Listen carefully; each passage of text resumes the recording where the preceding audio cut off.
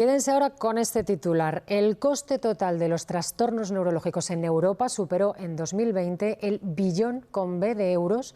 Es una cifra que equivale al coste total, para que se hagan una idea, de lo que supusieron todas las enfermedades cardíacas, el cáncer y la diabetes juntos.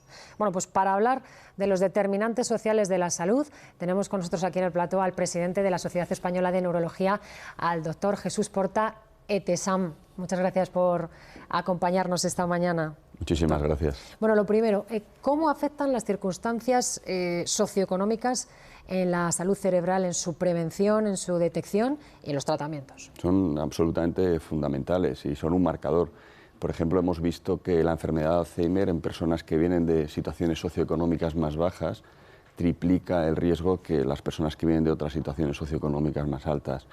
Por ejemplo, si además en ese grupo de personas que desgraciadamente tienen niveles más bajos de educación y un nivel económico más bajo, juntamos que no tengan medidas cerebrosaludables, es decir, medidas que van por la salud cerebral como ejercicio físico, alimentación adecuada, está por encima de 4 veces aumentado el riesgo. En una enfermedad que es la primera causa de fallecimiento en las mujeres en nuestro país, como es el ictus, que además es una de las primeras causas de discapacidad, también influyen directamente y se ha visto que hasta tienen un riesgo mayor del 10% y encima la recuperación desgraciadamente suele ser peor, porque para nosotros es fundamental la educación de la población y que ellos entiendan que a día de hoy tenemos tratamientos en agudo que pueden cambiar la evolución del ictus. Es decir, somos capaces de disolver los trombos o de sacar el trombo, ese que va al cerebro y que le va a producir la enfermedad, que es el propio ictus. Y claro, esto tiene una ventana terapéutica, es decir, hay que llamar para ir muy rápido al hospital, para que te lleven al hospital. Y a veces en determinadas circunstancias sociales no llega de la misma manera el mensaje y no tienen la necesidad o no se dan cuenta de lo importante que es ir cuanto antes, llamar para que te lleven al hospital, lo que es activar el código ictus. ¿El nivel educativo es desencadenante de enfermedades neurológicas, doctor? No es desencadenante, pero es un factor de riesgo, es decir, la reserva neuronal, es decir, tener un nivel educacional adecuado y estar cognitivamente activo, es un factor en cierta manera preventivo para desarrollar enfermedades como son las demencias. De tal manera que si yo tengo un nivel educativo más bajo, tengo mayor riesgo de padecer una demencia que otras personas. Y también se ha visto en los estudios que las personas que tienen un nivel educativo más bajo y provienen también, desgraciadamente, de niveles socioeconómicos más bajos, tienen mayor riesgo de cronificación o de dolores crónicos, ¿no? Que es otro de los factores también muy discapacitantes. Pero eso es porque no leen lo suficiente, ¿por qué? Con respecto a lo que es el deterioro cognitivo, es por la reserva neuronal. Cuando yo estoy cognitivamente activo, estoy ejercitando más mi cerebro. Ya desde pequeñitos tengo unos hábitos diferentes y esto va a hacer que probablemente si la enfermedad se va a manifestar, se manifieste más tarde o no se manifieste como tal. Y con respecto a lo que ocurre con el dolor crónico, también tiene asociado otra serie de factores de hábitos de vida que están relacionados con la educación, ¿no? Por ejemplo, el sobrepeso o la ausencia de ejercicio físico. Y si una persona que tiene bajo nivel educativo ha crecido sin estudiar, ¿no? sin lo que ello conlleva, pero a partir de cierta edad adulta empieza a hacerlo, ¿la situación es la misma? Tiende a normalizarse, es decir, por eso incidimos tanto en lo importante que es estar cognitivamente activos, cada uno en su nivel. Es decir, si yo no he tenido oportunidades de tener una educación adecuada por el entorno en el que he vivido y a partir de la edad ya adulta empiezo a ejercitarme cognitivamente, me voy equiparando con las personas que han tenido una educación, ¿no? Por eso siempre insistimos muchísimo en la necesidad de estar cognitivamente activos y desde pequeños generar hábitos cerebrosaludables. ¿De qué tipo de enfermedades estamos hablando? Hemos hablado del ictus, pero hay más, ¿no? Sí, la migraña, por ejemplo, que es la primera causa de discapacidad en las mujeres menores de 50 años en nuestro país, también tienen un riesgo aumentado de cronificación, como comentábamos.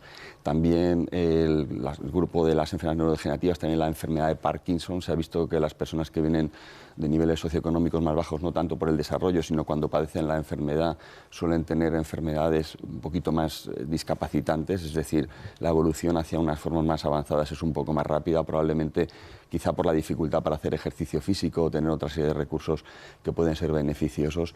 También con la epilepsia epilepsia se ha visto que como tienen diagnósticos más tardíos, pues se les trata más tarde a las personas que tienen epilepsia y vienen de situaciones socioeconómicas peores, y otra serie de enfermedades como son las que llamamos polineuropatías, que es una afectación de los nervios. Hay una serie de factores que están más frecuentes en niveles socioeconómicos bajos que pueden predisponer a la aparición de este tipo de polineuropatías, como el mal control del azúcar o el consumo de alcohol. Son muchas cosas. Bueno, las enfermedades neurológicas, lo estamos contando, son la principal causa de discapacidad, la segunda causa de muerte en todo el mundo. Es que parece mentira, pero es así. Afectan a la calidad de vida de las personas, pero también generan importantes cargas económicas para los sistemas de salud, para el nuestro, por ejemplo. Vamos, sin lugar a dudas, es decir, generan cargas económicas para las propias familias. Por ejemplo, tener una persona con Alzheimer puede desestructurar el aspecto económico, bien porque una de las personas se tiene que quedar como cuidador en casa si no se puede contratar a un cuidador profesional, o porque hay que institucionalizarlo y a veces no hay unos recursos ideales, ¿no? Que cuando lo necesitas lo tengas, tienes que pedirlo y a veces se demora en el tiempo. Por eso es muy importante pensar en la prevención, porque la prevención funciona. Lo hemos visto, la estimación que teníamos, por ejemplo, de Alzheimer en nuestro país ha sido mucho más baja de lo que nosotros esperábamos, probablemente porque hemos mejorado mucho desde el punto de vista de la educación y de recursos sociales, de tal manera que si tenemos campañas y medidas para mejorar, es decir, lo que son los aspectos socioeconómicos en la población, en el fondo en un futuro vamos a ahorrar dinero porque vamos a disminuir la incidencia de estas enfermedades. Y con este tipo de campañas se podría frenar estos datos. ¿Qué más se puede hacer? Por ejemplo, algo que nos planteamos desde la Sociedad Española de Neurología es educar a los niños en salud. Nosotros tenemos asignaturas que están muy bien y tenemos asignaturas que nos van a ayudar pues, a hacer integrales derivadas o entender la poesía, o ver un cuadro y disfrutarlo, o la música, ¿no? O ser periodista en el futuro, o neurólogo. Pero no nos educan en salud. Entonces yo creo que es muy importante que desde pequeños entendamos lo que son los hábitos saludables, cerebrosaludables, ¿no? Que hay que hacer ejercicio físico, la alimentación adecuada, socializarse. Yo creo que desde pequeño lo tenemos que tener, no solo para la neurología, sino para la salud en general. Y además, aunque parezca sorprendente, esto también nos hace que seamos un poquito más felices.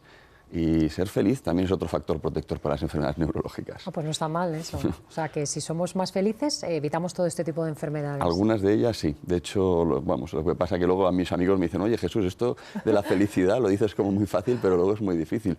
Pero sí que es verdad que si somos capaces desde pequeños de tener una serie de hábitos, que son hábitos en salud, el riesgo de tener enfermedades también como depresión, etcétera, baja, ¿no? Claro. Le quiero preguntar si existen estrategias integrales en torno a esa prevención, detección temprana, el acceso a tratamiento y seguimiento. ¿Existe?